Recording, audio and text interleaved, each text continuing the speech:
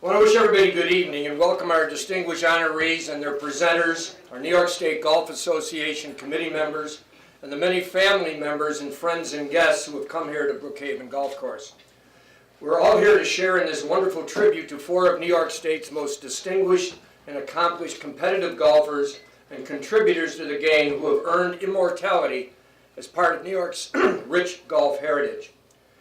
And I think I speak for everybody here when I say, I know for me, this is a real unabashed thrill to be witness to the induction of four such legendary golf figures. We've witnessed competition live on television. We've read about their careers and golf histories. We've watched them play in archive films. And currently we can even listen to some insightful golf commentary on CBS. First, I'd like to add a little insight into the background of the New York State Golf Association Hall of Fame, which was officially established in November of 2012. There were several regional golf associations that had their own halls, which recognized local service and regional accomplishments, but there existed nothing with a statewide perspective. What the Hall founders saw was a glaring need for a Hall of Fame that would recognize the entire state's finest amateur and professional competitive golfers, as well as those individuals statewide who have made outstanding contributions to the game of golf. Now, the people have asked, how do you get in? The Hall of Fame induction criteria are simple. A nominee must have a relationship to New York State either by birth or residence, or their accomplishments must have brought acclaim to New York State. All must have demonstrated their love of the game of golf reflected in one of these: their competitive golf career as an amateur, a professional, or both, their well-documented career as a golf teacher, coach, or mentor, or their long history of volunteerism to the game of golf in New York, or to the organizations that administer and promote golf in the state, or they have widely recognized contributions and a unique impact on golf in New York. Now, the ultimate goal of the Hall of Fame is to enshrine a broad spectrum of candidates representing all those aforementioned criteria and hailing from a wide-ranging variety of regions in the state. We have 13 past inductees, and they include 8 tournament competitors: Don Allen of Rochester, Bill Tryon of Elmira, Ray Billows of Poughkeepsie, John Consek and Lancey Smith from Buffalo, and Alan Foster and Ginny Allen of Syracuse, all who competed as amateurs, and along with Sam Urzetta of Rochester, who had a distinguished amateur career before moving to the PGA as a competitor and a longtime teaching pro. 2 other inductees have been selfless, longtime volunteers and mentors to so many golfers in New York. The late Betty Dealey, who lived northwest of Rome in Blossvale and had her girls competing, and Tom Reedy of Elmira. And Tom is here with us this evening, our only Hall of Fame member. Tom, would you take a well-deserved bow?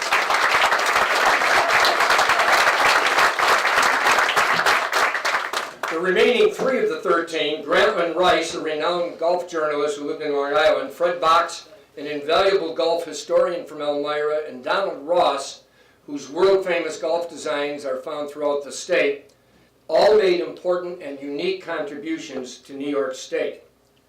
Now, we changed some protocols this year, and we revised our selection committee. Our selection committee this year consisted of 7 voting members from various regions of the state, plus Andrew Hickey, who you've met, I'm sure, who provided staff input. Andrew's a member of the committee, but non-voting. Present besides myself this evening are 2 of our presenters, Dick Galvin and Doug Vergeth, and also John Blaine, sitting over there, who's our resident encyclopedic knowledge of golf. And he boggles my mind every time we talk to him. He just seems to know everything. This is the Hall's 4th induction class. Each year, the committee continues to refine its selection procedures involving statewide involvement in the nomination and selection of future Hall of Famers. This year, we induct 4 more outstanding competitors. 2 are long-deceased and legendary professional golfers enshrined in the World Golf Hall of Fame. Another deceased inductee amassed an incredible amateur career and coupled that with selfless contributions to golf throughout New York. And our distinguished and very living honored candidate combined great amateur and professional success with golf broadcasting and a lifelong dedication to furthering junior golf. And what are the essential characteristics do all of this year's inductees share with our previous inductees? They all possess an unrelenting love of the game of golf and have they have combined that with tremendous talent plus dedication to work hard, putting included, and realize their potential. It's most fitting that Gene Sarazen, Walter Hagen, Willie Turnesa, and Dottie Pepper now take their place for all time among the peers in New York State's Golf Hall of Fame. So I'd like to first present our first presenter of this evening, who will present Walter Hagen, and that is Hall of Fame committee member and New York State Golf Association past president, Rochester's Dick Galvin, who has long championed the inclusion of Mr. Hagen in our Hall of Fame. So Dick.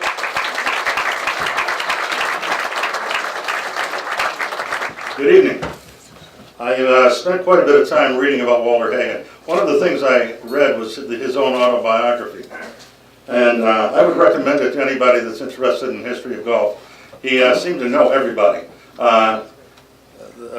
He had a philosophy of life, and I'd like to make sure I read it properly. I never wanted to be a millionaire.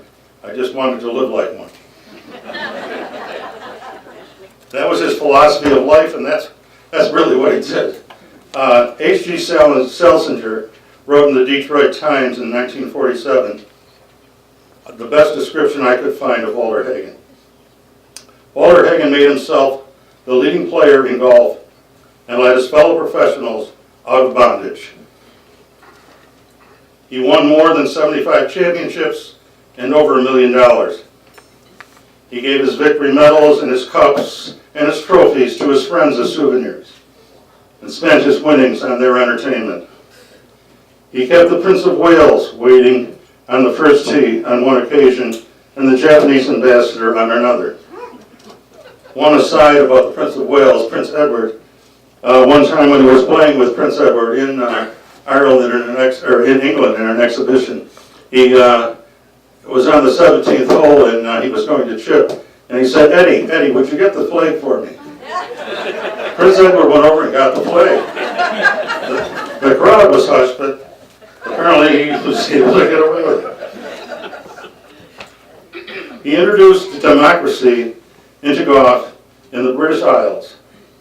He spread the gospel of golf in every state in the Union and carried it to England, Scotland, Ireland, and Wales, where they thought they didn't need his help, and throughout Europe, Australia, and Asia. He has met with more people, is known to more people than any other man who ever hooked a tee shot or dubbed a niblet. He has swaggered through palaces, called kings by their family nicknames, shown princes how to cure a slice. There is not a golf course in this world where the name of Walter Hagen is not recognized. Has this suddenly stopped working? Okay. I'm just not hearing an echo anymore. Chick Evans once said of him, he is in golf to live, not to make a living. That explains the golfer and the man. His success is in Providence. He has lived for golf. He was born in Rochester, New York in December 21st, 1892, just a short distance from Country Club of Rochester. He was given his first golf club at the age of 5, a shortened old hand-me-down that he got from a person that worked at the golf club. He, at the age of 8, became a caddy for 10 cents an hour, and possibly, if he did a good job, get a 5-cent tip. He became one of the best caddies at the Country Club of Rochester, and he was asked to be the assistant pro at the age of 14.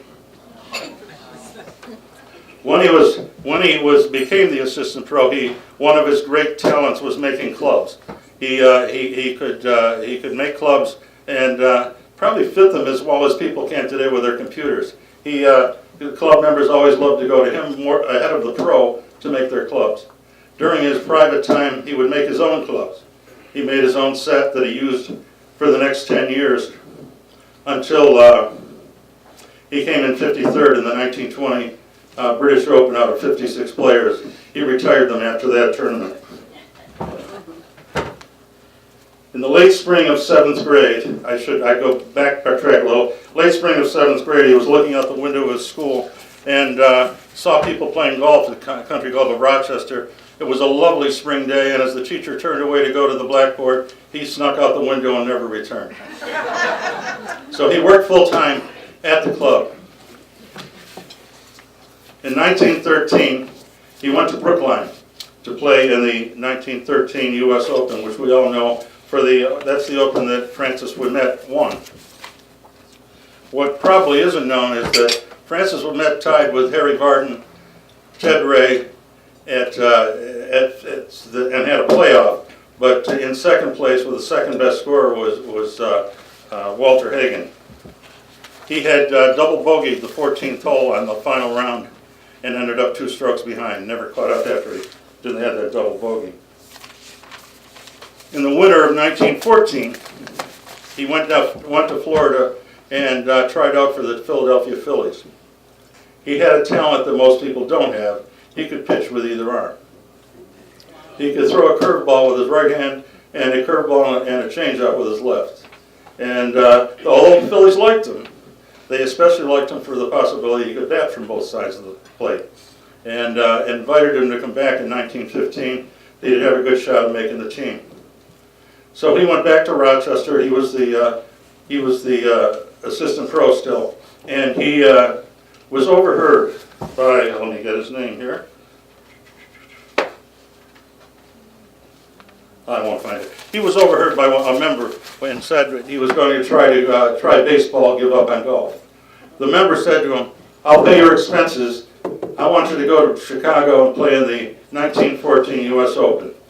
If you come back and you want to go in baseball, fine." He won the Open. So he gave up baseball. He became the head pro at the age of 18 at the Country Club of Rochester, but a year later was offered the job at a course that was not yet finished in Detroit named Oakland Hills.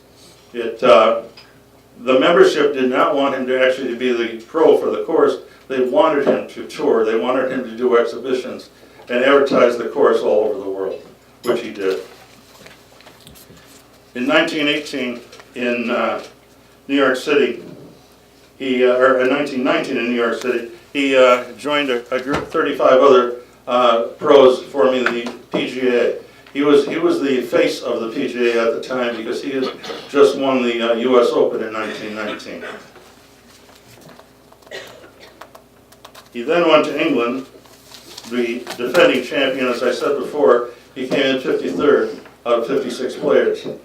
He couldn't believe the wind. He had never seen such wind in his life, and he hit a high ball. When he finished the Open, he went around and did exhibitions with British golfers and learned how to hit low balls. Went back later and eventually won 4 British Opens.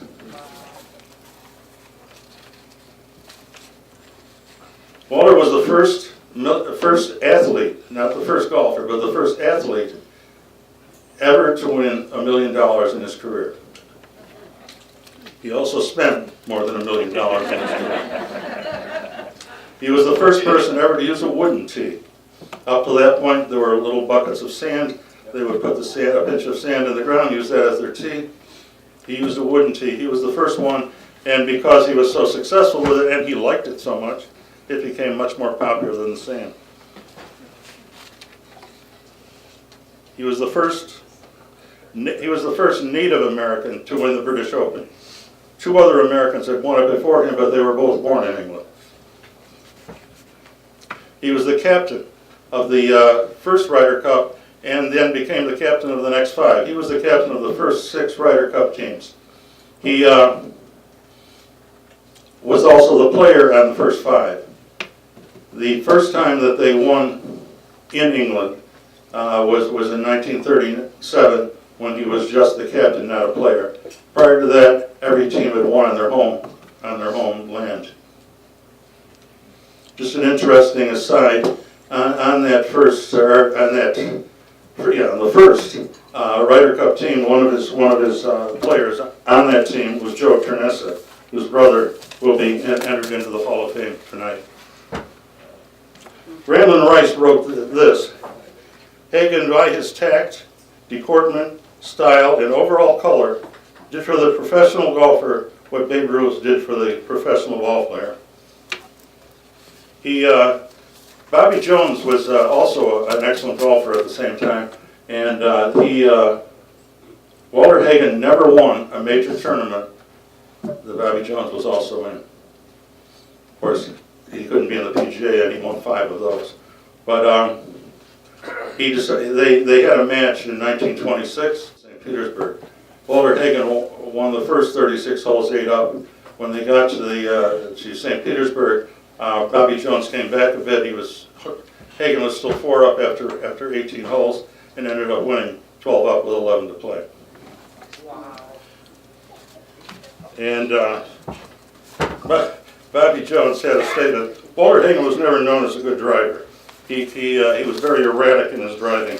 And I'm trying to find my little note of what Bobby said. But basically, Bobby said, I've never played a man, oh here it is, when a man misses his drive, then misses his second shot, and wins the hole with a birdie, that just gets my goat. And that's what Walter Hagen was. He was a person that could recover. He had great recovery shots. He was considered the best putter of his day.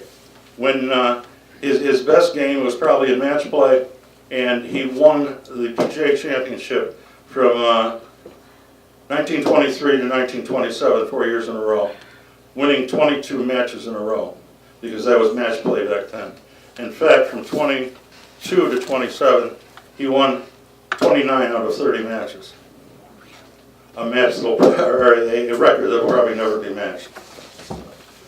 I originally started taking notes when I was reading about Walter. I had 25 pages of notes. I've got it down to 7, and I've skipped a lot of it.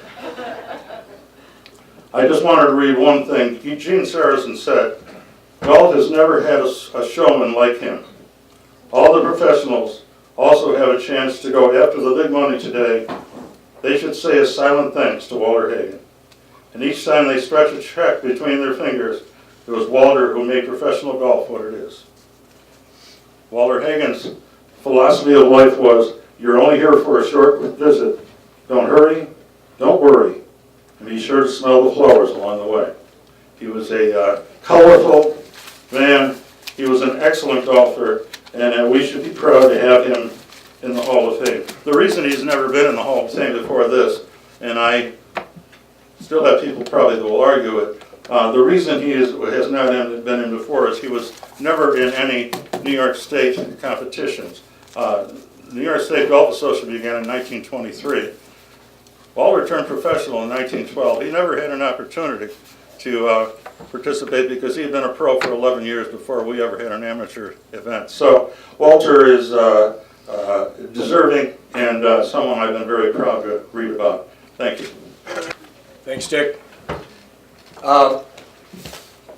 Presenting our second honoree, the late Gene Sarazen, we welcome Hall of Fame committee member Doug Vergeth, who brought to our committee a wealth of knowledge about golf downstate and the worthy candidates downstate in New York and Long Island.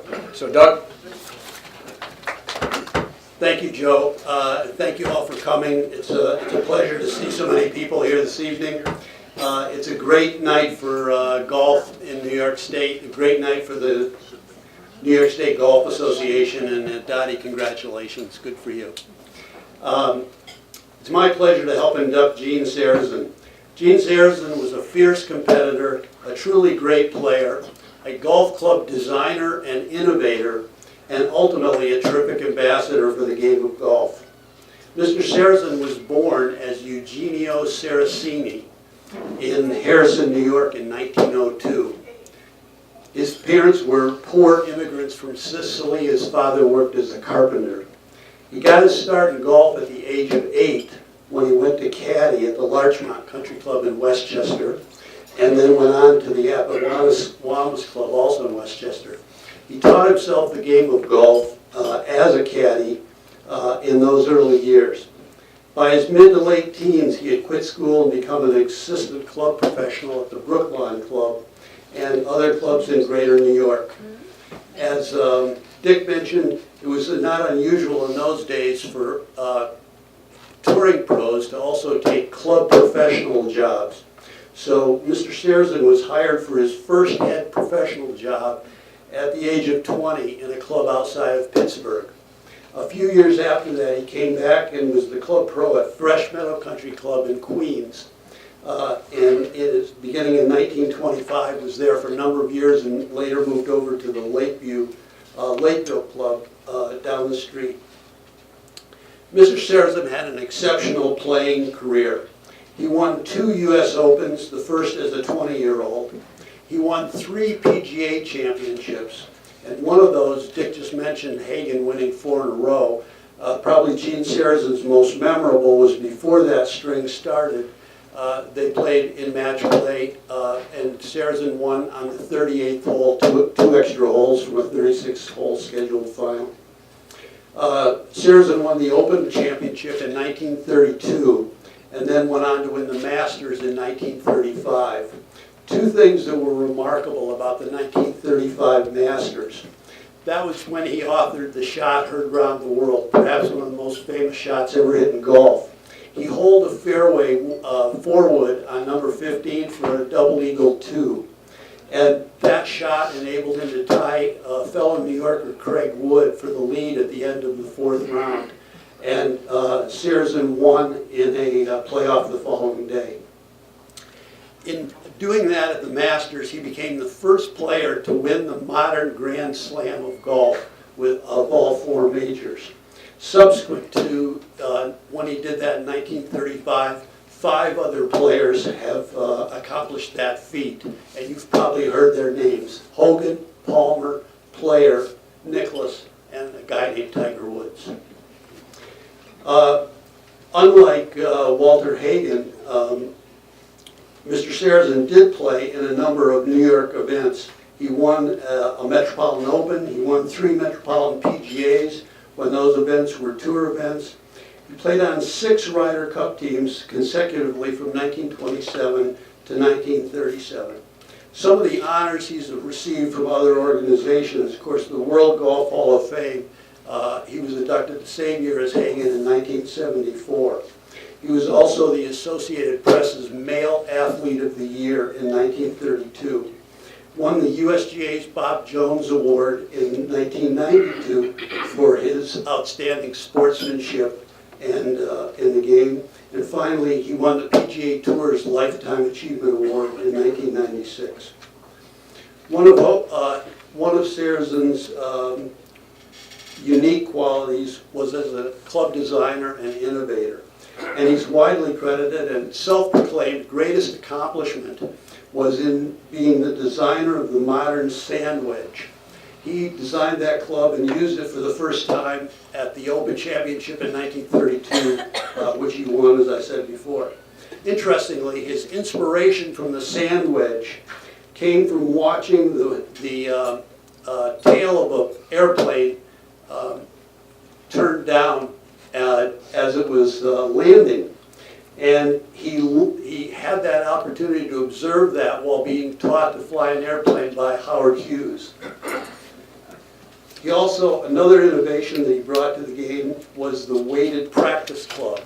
And he was the first one to invent and use one of those, and that came from a suggestion by baseball great Ty Cobb. Gene Sarazen in his later years became known as, quote-unquote, the Squire. He earned that nickname in the early 1960s when he bought a farm in Germantown in Columbia County, not too far from here, and he moved his family there. He was a longtime member of the Northeast New York PGA section, and he made his first appearance in their championship in 1966, and he was the winner. He was 64 years old at the time. Gene Sarazen was a wonderful ambassador for the game of golf. Throughout his early career, he played exhibitions all over the world and became well known and was a tremendous promoter of the game. Many of you, through the courtesy of the Golf Channel, many of you remember the Shell's Wonderful World of Golf. Those shows date back in the 1960s. Gene Sarazen was the host, and he became known really worldwide as a television personality in those days. And finally, in his later years, he was a honorary starter at the Masters.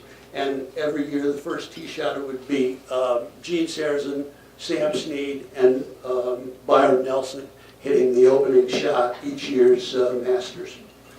In closing, I want to mention a couple of lasting contributions to the game from Mr. Sarazen.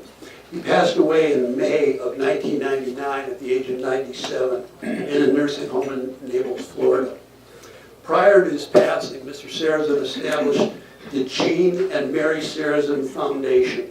They've donated a lot of support provided to local area charities in the Naples and Marco Island area. And in addition, their foundation continues to support two important scholarship programs. First of all, the Professional Golf Management Program at Florida Gulf Coast University in Fort Myers. And secondly, the Sarazen Siena College Scholarship Fund right here at Siena College in Loudonville. Mr. Sarazen was awarded an honorary Doctor of Human Letters degree from Siena in 1978, and the scholarship has continued since then. Please join me in welcoming Gene Sarazen as a member of the distinguished New York State Golf Association Hall of Fame. Now pleased and very honored to introduce as combined presenters and acceptors Polly and Reed Sparling, who traveled here from Poughkeepsie to share with us the story of Polly's father, Willie Turnesa. Put you that way. As Willie's son-in-law, I had the good fortune of spending a lot of time with him, often alone in his company. When you were one-on-one with Willie, you did a lot of listening. You'd ask one question, and he'd be off for the next 30 minutes, offering a fascinating riff that could touch on his golfing exploits with everyone from Babe Ruth and Bob Hope to his commanding officer during World War II. The time I spent with him ranks among the highlights of my life. I had pestered the New York State Golf Association to consider Willie for the Hall of Fame since its inception, but I'm glad they chose to enshrine him in this class because of some special relationships he had with two of his fellow honorees. When he worked in Detroit for a time, he frequently had lunch with Walter Hagen at the Downtown Athletic Club and considered him a friend. Also, when he was preparing for the 1938 U.S. Amateur at Oakmont, a friend told him, as we heard from Doug just a minute ago, a friend had told him he needed a sand wedge, a fairly new club at that time, to get up and out of the course's notorious bunkers. My dad said he'd use his trusty niblick.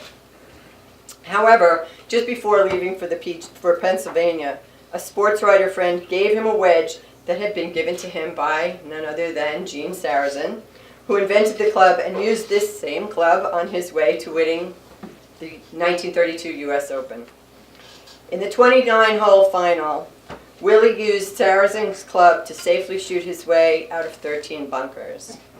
The club earned him his nickname, Willie the Wedge, and is now in the USGA's Hall of Fame in New Jersey. And another part of this story, not necessarily related to Willie, but another reason we're happy that we are being able to present his story to you this year is that we get the chance to meet and congratulate Dottie Pepper, whose commentary we enjoy so much on CBS during the season.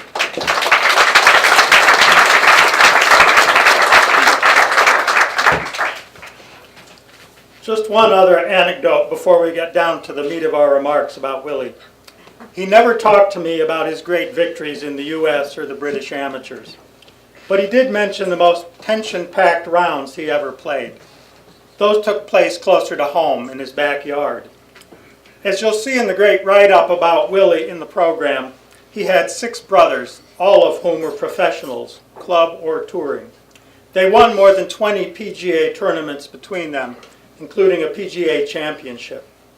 When Willie was a young man, a few of his brothers were still at home, and the family had 1 car. If a couple of them wanted to use it, they would play against each other, with the winner getting the keys.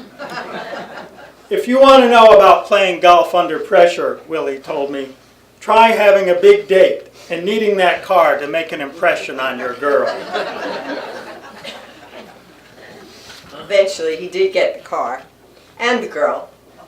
He was married to my mom, the former May O'Connor, for more than 50 years. We want to mention 3 things about Willie that build upon his standard biography. And we decided to intersperse our remarks with words from Dad himself, taken from a USGA oral history done in 1990 when he was 76 years old. First, about his relationship with caddies. When asked if a caddy ever made a difference in his tournament victories, Dad replied as follows. Yes, one boy at Oakmont in 38. It was a semifinal match, 36 holes. I was up 6 on a fellow by the name of Kingsley, and real fast, bang bang, I lost 2 holes, 10 and 11. So I'm 4 up, going down to the 12th hole with 7 holes to play. After hitting my tee shot on the par 5, I found myself in the rough in a bad lie. As I selected my club to play the shot, I looked at this kid. He must have been 14, 15 years old, a red-headed kid. And tears were coming down from his eyes. I said, "What's the matter?" He didn't respond, but just wiped his eyes with his right hand.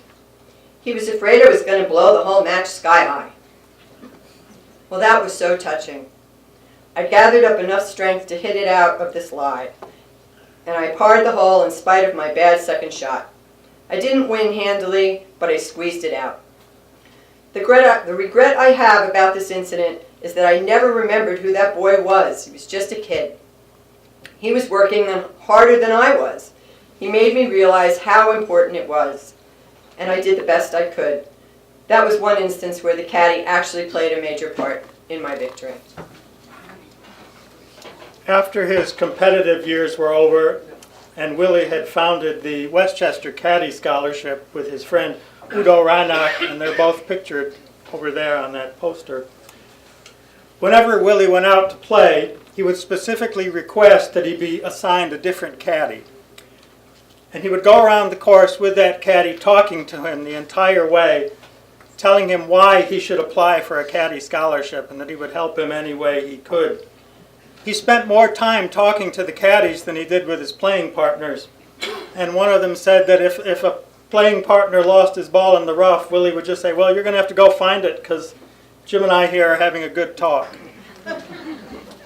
When Willie died, one of the caddies he had at that time wrote an article in Sports Illustrated, and he said Willie counted the thousands of caddies he helped as part of his family. My father wore his amateur status as a badge of honor. He called his victories crowns without coins. Here's how he explained it. In amateur golf, it's glory. But to win glory is tough. In pro golf, you have consolation. You finish second, so what? You got $108,000. Or you finish third, so you got $80,000. But glory, you either get it or you don't. That's why, when you're trying to sleep, you find that's all you think about. You look at books. Do they tell you who finished second? No, just whoever won. Second is nothing. But glory, crowns without coins, that's what it is. That's amateur golf. Willie's mastery of the game gave him an entree into a world the son of an Italian immigrant could never imagine. For example, being given a ticker tape parade up Broadway in Manhattan, the only golfer other than Bobby Jones to receive such an honor. But remaining an amateur meant he could also enjoy a stable home life. Dinner with his family, gin rummy with his pals every Wednesday night in the grill room of Knollwood Country Club, no caddies there, and fishing for trout, which he enjoyed almost as much, if not more, than playing golf. When Willie began suffering from dementia, I took him to look at an assisted living facility. Willie thought they were trying to offer to give him a room, and he thought if they did so that he would lose his amateur standing. I suggested that we write to David Fay, the executive director of the USGA at the time, and maybe he could write something to set Willie straight about this. David Fay wrote back to Willie saying in part, "Your legion of supporters admire you, not only for your outstanding record, but as importantly, for the way in which you've graced the game with honor and dignity, all the while upholding the code of amateur status." One last anecdote about Willie and sportsmanship. After winning the semi-final round at the 1947 British Amateur at Carnoustie, he went back out on the course in a driving rain to hold an umbrella over the head of his friend Dick Chapman, who was playing in the other semi-final. Willie would go on to defeat Dick Chapman the next day after being down by 4 holes at one point. Golf for me was always a means of introduction to many things in life, people mostly. Rather than have a roundabout association through golf, you get to know the inside of people. Let's say you met someone new who's a golfer. You don't even know his name, but right away you're friendly because he's a golfer. All criminals stick together, you know. When you shake the hand of a man on the golf course, you know you're shaking the hand of a gentleman. That's what Willie said to me once. And he said it in the era when if you said man, you meant man and woman. The only time I ever saw Willie shed a tear was when he described playing with Babe Diedrichson.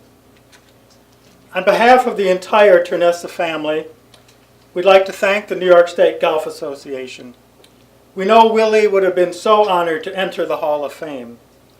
If he could have been here, he would have been even more thrilled to shake your hands and share some of his stories with people who, like him, receive such joy from the game, or as he said, the criminals who stick together. Thank you. Thank you. Based on a lifetime of a wide-ranging number of golf accomplishments, our final inductee may not need very much introduction, especially those who've been close to her as she grew up in Saratoga Springs.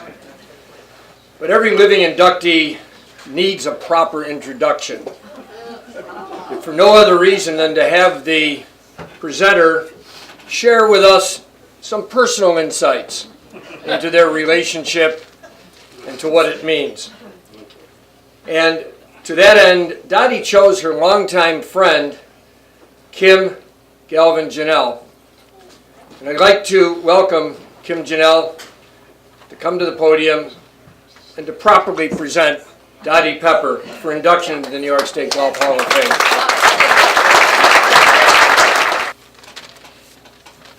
As I close, I think it's critical to mention some of the things that may get lost when you Google Dottie Pepper, and some of her accomplishments. Things like the Kiwanis Humanitarian Award, or the Golf Writers Award for contributions to the game of golf. These are the things that recognize Dottie Pepper as the person, always there to offer a hand up or a kind word to somebody in need. Her personal contributions to many of us in this room and to her community are far too many to mention. Her enthusiasm for all that she does outside the ropes, whether it be skiing or gardening or puppy sitting or picking out a great bottle of wine. It's infectious to all of those fortunate enough to be able to spend some time with her. So certainly tonight, as we celebrate the extraordinary golfer that Dottie is, we all become motivated to practice a little harder and get our handicap a little lower. But as for me, Dottie's loyalty, integrity, and ability to find joy in the ordinary things in life inspire me to become a better person. So ladies and gentlemen, if you could join me in welcoming my friend and your inductee, Dottie Pepper.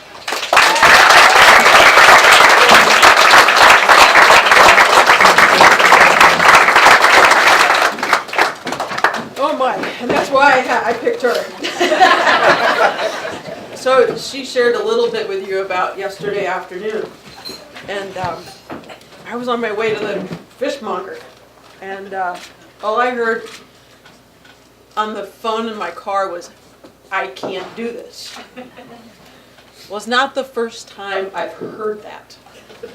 So I will take you all back to 1990, the inaugural Solheim Cup at Lake Nona. I was the last automatic qualifier for the team. I drove it left. There's a shocker. On the very last hole of the regular qualifier, which was at the Centel Classic in Tallahassee, first time the women had ever played for a purse of $1 million. That was a big deal. Getting a chance to play on the first Solheim Cup was an even bigger deal. I chipped out, and I got the ball up and in from 150 yards to get the last spot. So, fast forward to November of that year, 2 months later, and Kathy Gehring is my partner. Kathy Whitworth was the captain, and she decided to pair like personalities together. We were a little feisty.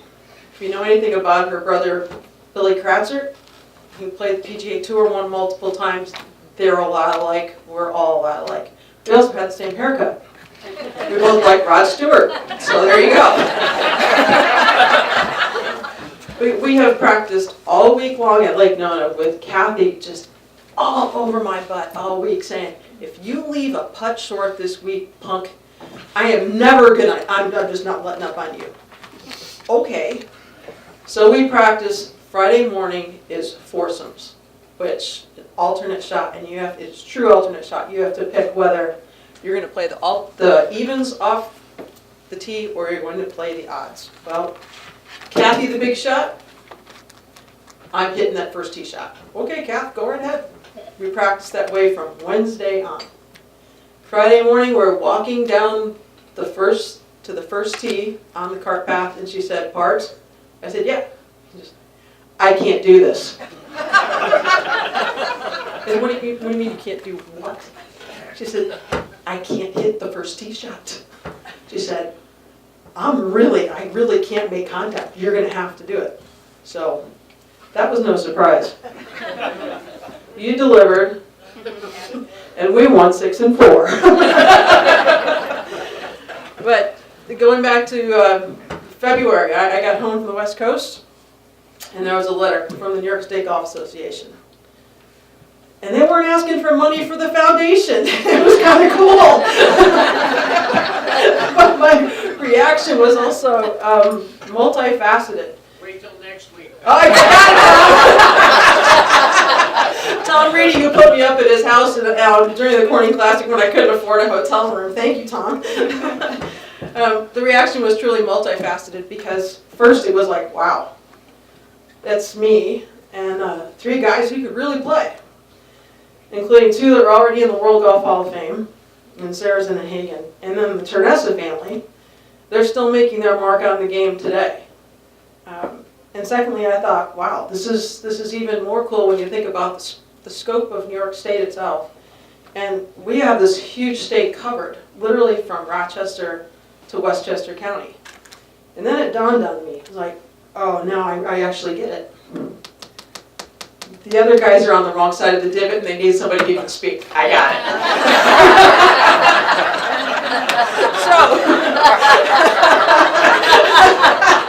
I have been to enough of these functions where it's really better to separate induction from entombment. And stories like my friend Kim told are really the best way to get around that. So I've had many people over the course of these last few months say, why Brookhaven? Jim Squires, my favorite florist. Twice. Why Brookhaven? And I said, well, a significant part of my youth sports experience was spent on this very road. I learned to play golf here, first big course I ever played. And Adirondack Alpine Meadows is where I learned to ski, not a mile up the road. And when the leaves fall off, you can still make out a number of the trails that are still there. When I played golf here, it was $100 for a summer membership for junior golfers. It's still only $200. It is a haven of what is really great about this game. So among the things I did here, and I learned here at Brookhaven, was my first competition was actually here. And it was in the Junior Club Championship. And I drew David Hayes in the opening round. It would also be my final round, where I had an older member walk up on the first tee and said, when you get beat 10-8, what are you going to do for the rest of the day? And I said, well, if I'm going to beat 10-8, I guess I better practice. I think I probably better play my way in. I only got beat 9-8. I have one hole. David was one of the best junior players in this area and continues to play amateur golf in this area at a very high level. I also learned how to manually establish and update all the handicaps from the Ladies Inter-County Golf League. Because my maternal grandmother volunteered me for that job, she thought it would be good for me to figure out how to do that. So yes, I learned about sandbaggers in a hurry. Right, Grandma Joan? And I also learned how to give one of those sandbaggers 16 shots on this golf course and still win the match. But in the full circle of that, I also lost to my grandmother in the club championship. So I look at this place and the places across the world such as this, and I think I've shared this with a few people, Diane and Mark, that earlier tonight, that this is an essential rung on the ladder of what I really consider the great golf experience to be, because it's a complete experience. This place is the heartbeat of its community. It's owned by the town. It was gifted from a corporation.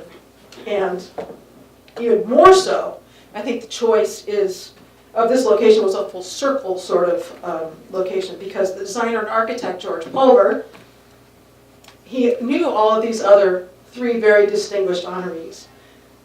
And as it came to know from my chief researcher, Madeline Pulver Jennings, you might think it would be my husband David because he's actually a golf historian.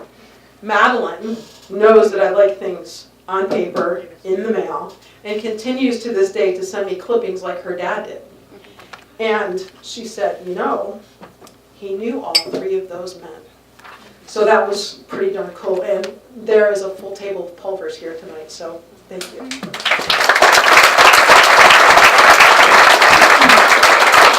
So not only was George Mr. Pulver, Mr. P, was my swing instructor, but he was also a big reason of why I became a golf architecture geek. And earlier this week, Madeline sent me an article from Business Week on the minimalist philosophy that's so prevalent among the best golf course architects of today. And that was George's philosophy when he came here to Brookhaven. And those simple fundamentals were the guiding principles wherever he worked and with whomever he worked.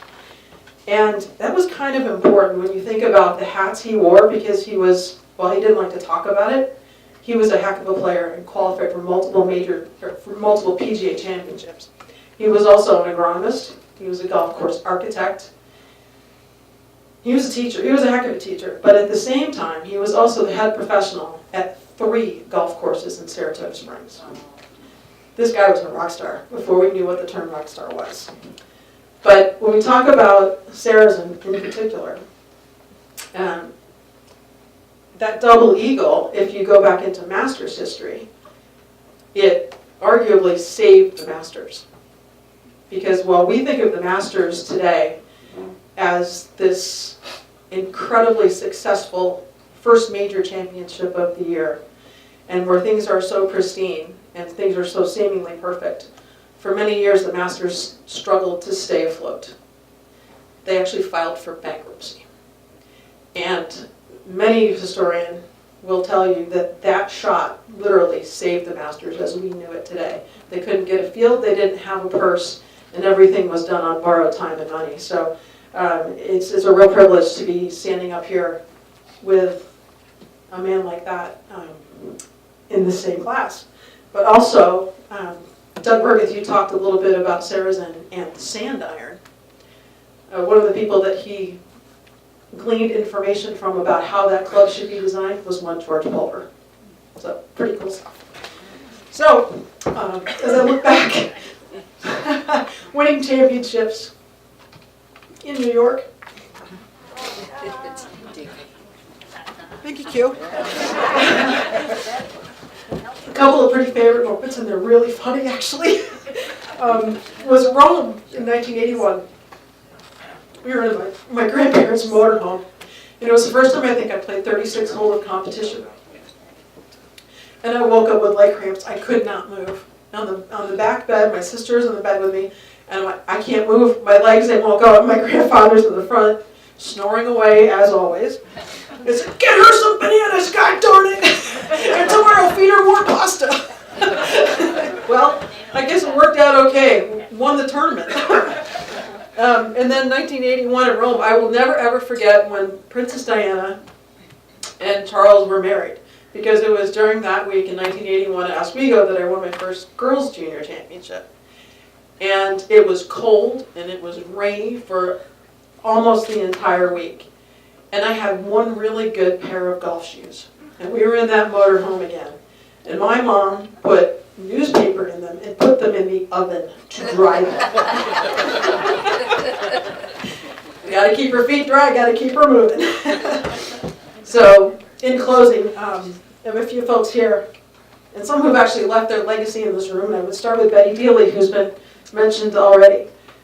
And I think, Tom, someone who was up earlier said, well, they were just Betty's girls. And she was a devoted supporter of everything that happened within the New York State Golf Association, but particularly the girls and women's events.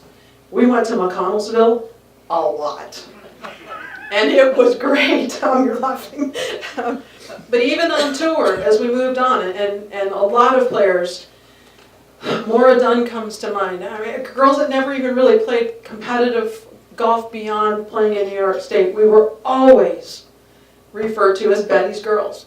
She loved what she did with especially the young girls in this state.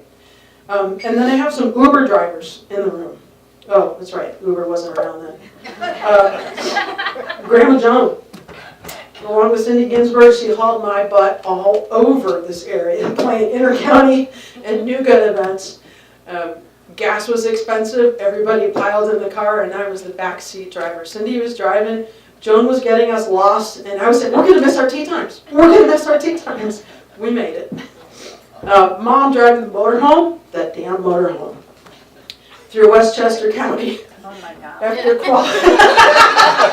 she says, oh my golly. I qualified for my first U.S. Women's Open at Appowamus, and I needed to get to New Haven, Connecticut. Oh my golly. The Western Amateur was in New Haven. And I can promise you, someone who's 5'2" on a really good day, with a motorhome on I-95, Westchester County, at rush hour, it's not pretty. And then there are two burglars sitting at the table number one here. Dave and Bonnie Ring taught me how to break into my own house to get my golf clubs so we could go play an emergency practice round at Wolford's Roost. We did it. Did it. Worth Road, Red House. And then I have a linguist here, Grandma Joan. I'm pretty sure you've taught me most of my creative, colorful language at some point. But all the fines I had on the LPGA tour, they were deductible. And then I had a caddy. who's not here tonight, but namely my sister, who is a 17-year-old, managed to get me through the LPGA's Q school with a world-class case of and I'm going to say this word, the shanks. Yes. Oh, no. Yeah. Nobody wanted to hit golf balls beside me, so I just over every day to the far right side of the range. I unloaded one last round. Got it up and in from, again, that $150 number. Made it through. But earlier that summer, we also managed to walk the wrong golf course at the Women's Open Qualifier in New Jersey. And still won. He was nearly 6'5" and in a three-piece suit, thinking he would go completely unnoticed, standing behind a seedling at Ballston Spa Country Club on his way to work. Thanks, Dad. And everyone else in the room. Grandmother, 95 years old.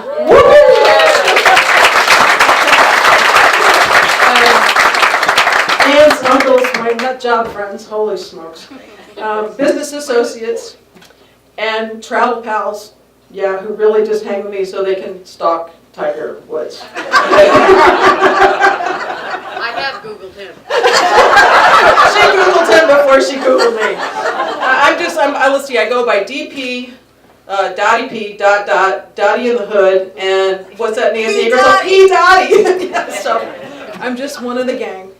The staff of the New York State Golf Association, this whole journey has been fabulous. You have been bravo, great. Everybody. And in the back of the room, Kevin Canale, Brookhaven. I'm quite sure we turned your world upside down. But your world is also going to get turned upside down because, as it was announced maybe a little prematurely today, and we're so happy for you, you're going home to Amsterdam Uni. So, bravo. And finally, the members of the media that I now wear that media badge very proudly. John Craig, who's done everything for WNYT, WGY, you name it, he wears every hat. Chris Honorato was here earlier, and also Pete Doherty. So thank you all for coming in and sharing.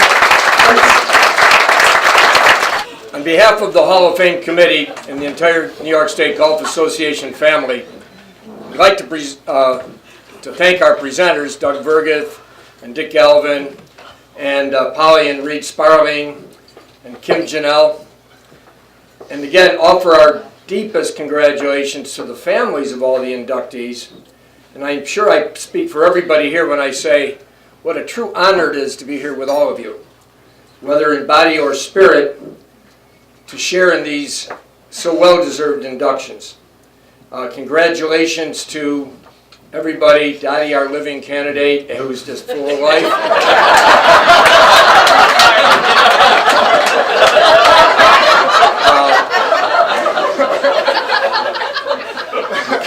Kim Janelle, who didn't even mention her dog ate her speech. But everybody, thank you so much. In closing, I'd like to introduce our Assistant Executive Director of the New York State Golf Association and he who does all, Andrew Hickey. And he'll provide some closing remarks.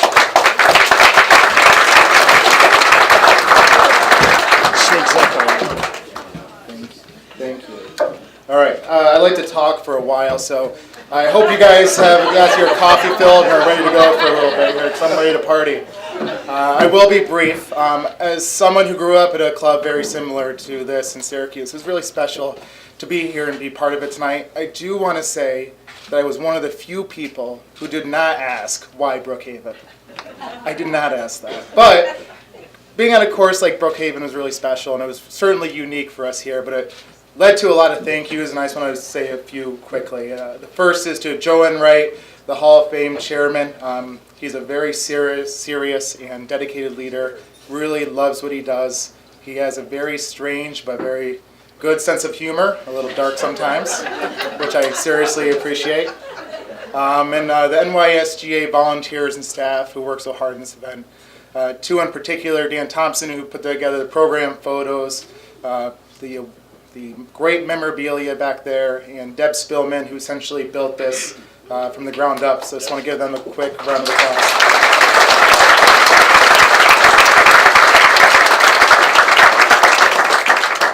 And of course, the owner of the golf course, Town of Greenfield, and Kevin Canelli. Again, Kevin, thanks so much for everything.